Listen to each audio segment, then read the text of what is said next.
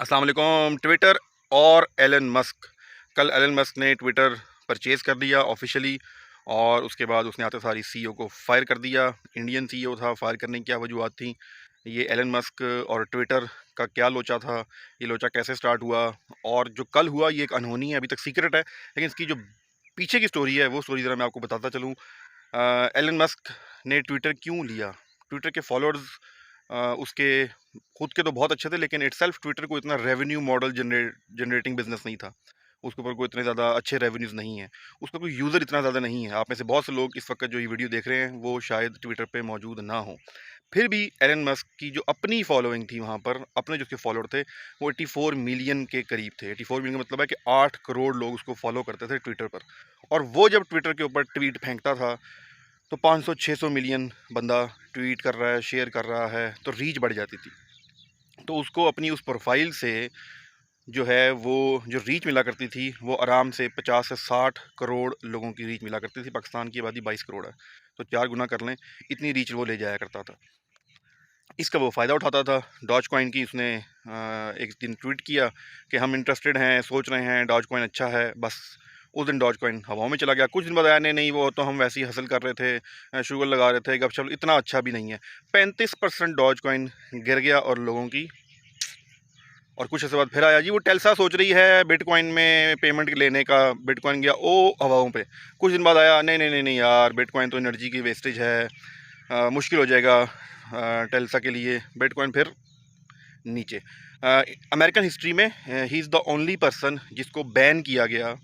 SEC वहाँ एक इदारा है, सिक्योरिटी एक्सचेंज कमीशन, जैसे पाकिस्तान में SECP है, security exchange commission of Pakistan, जो रेगुलेट करता है स्टॉक मार्केट को, स्टॉक एक्सचेंज को। तो उसने बैन कर दिया एलन मस्क को कि भाई साहब आप ट्वीट करने से पहले हमसे इजाज़त लेंगे, ठीक है, आप बिना इजाज़त ट्वीट नहीं कर सकते। तो एलन मस्क को समझ आ गई भाई साहब ये तो अब गड़बड़ हो गई है। और वो अपनी इस एक मैनिपुलेशन से करोड़ों डॉलर कमाया करता था, करोड़ों डॉलर। और आपको पता है उससे पहले, कुछ ऐसे पहले डोनाल्ड ट्रंप को ट्विटर ने रिमूव कर दिया था। ट्विटर इस मामले में काफ़ी ज़्यादा जो फ्रीडम ऑफ स्पीच को है थोड़ा कंट्रोल करता था, उसकी कुछ ऐसे उस पर इल्ज़ामात हैं। तो एलन मस्क को समझ आ गई भाई साहब जब इन्होंने डोनाल्ड ट्रंप को नहीं छोड़ा तो मैं किस खेत की मूली हूँ। और उसने क्या किया, उसने 14 मार्च 2022 को 9.2% शेयर्स जो हैं वो बाई करके बैठ गया। 3 बिलियन डॉलर, 3 अरब डॉलर। हम 1 अरब डॉलर का कर्जा लेने के लिए कितने धक्के खाते हैं आपको पता ही है। तो उसने आराम से सिर्फ 9.2% शेयर्स जो हैं वो 3 अरब डॉलर में ख़रीदे और चुप करके बैठ गया। ये 9.2% का लोचा ये हुआ। वही दारा जो SEC है, रूल है कि अगर कोई शख्स 5% से ज़्यादा शेयर्स ख़रीदेगा तो उसको 5 दिन के अंदर अंदर उसकी फुल पेमेंट करके वो ओन करने हैं। स्टॉक चेंज का जो काम है वो सेंट्रल डिपॉजिटरी में और तरह से चलता है, लेकिन अगर 5% से ज़्यादा आपने शेयर ख़रीद लिए हैं तो आपको with in 5 days full payment करके वो ओन करने होंगे शेयर्स। ये 21 दिन तक चुप करके बैठा रहा, इसने किसी को बताया ही नहीं। इसको पड़ गया फ़ाइन 700 मिलियन डॉलर का। अब ये 700 मिलियन डॉलर का फ़ाइन इसने कैसे एडजस्ट किया? इसने बड़े आराम से एडजस्ट किया। सॉरी, 70 मिलियन डॉलर का। इसने कैसे एडजस्ट किया? इसने जिस वक़्त शेयर खरीद के ये बैठा चुप करके, तो ये आ गया ट्विटर के ऊपर। ट्विटर के ऊपर आके देखे भाषण शुरू हो गया।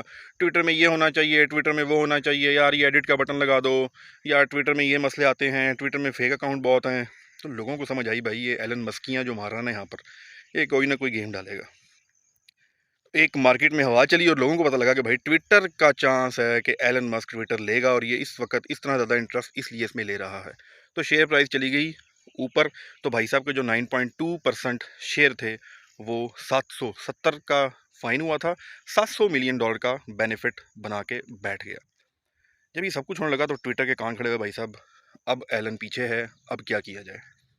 तो ये इसके पास गए कि भाई तू ये मशवरे देता रहता है, वो कभी मशवरे देता था, तुम्हारा हेड ऑफिस खाली पड़ा रहता है, इसको यतीमों का कोई सेंटर बना दो, काम शाम तो होता नहीं है। तो वो बड़े डिस्टर्ब हुए, वो गए इसके पास, उसने कहा देख यार तू ऐसा कर, बोर्ड ऑफ डायरेक्टर में आ जा, तेरे मशवरे हम मानेंगे, तू बोर्ड ऑफ डायरेक्टर में आ, हमारे साथ बैठ, ट्विटर को इम्प्रूव करना है, जो तेरी पॉलिसी हैं वो इम्प्लीमेंट कर, ये ट्वीट शीट करना ज़रा कम कर दे, हमें ज़रा मसला होता है। तो एलन मस्क ने ना कोई इनकार किया ना कोई हाँ किया, और उस चीज़ को ये समझा गया कि शायद Elon Musk is going to be a part of board of director of Twitter. Board of director में जाने का मतलब है कि आप मेन जो डिसीजन मेकर हैं उनके साथ शामिल होकर अपनी पावर शो कर सकते हैं। लेकिन एक सबसे बड़ा मसला ये था कि अगर कोई शख्स अमेरिकन लॉ के मुताबिक अगर कोई शख्स किसी कंपनी के 15% अगर कोई शख्स बोर्ड ऑफ डायरेक्टर का पार्ट बन जाए तो वो उस कंपनी के 15% से ज़्यादा शेयर्स ख़रीद नहीं सकता। तो एलन मस्क को जब 2 दिन बाद ये बात समझ आई कि भाई साहब मुझे तो इसलिए इन्होंने बोर्ड ऑफ डायरेक्टर बनाया या इसकी ऑफ़र की गई है कि मैं तो 15% से ज़्यादा शेयर ले नहीं सकूँगा और मेरी जो ओनरशिप की ताकत है वो हो जाएगी कम।